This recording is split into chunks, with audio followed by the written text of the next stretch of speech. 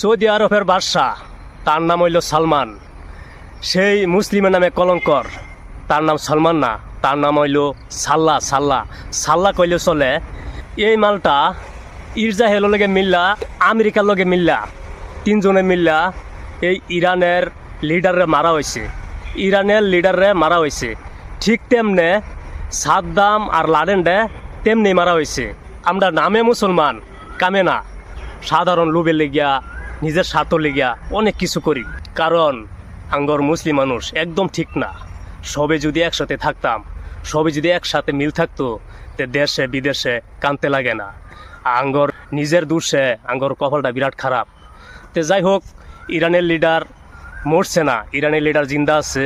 ইরানের লিডার বিশ্ব মুসলিমের সুখের লিগিয়া সেই শহীদ হইছে। তার লিগা সবই নমাজ পইরা দোয়া করবান, সেই জান্নাতে যে আরামে থাকতে পারে ইনশাল্লাহ।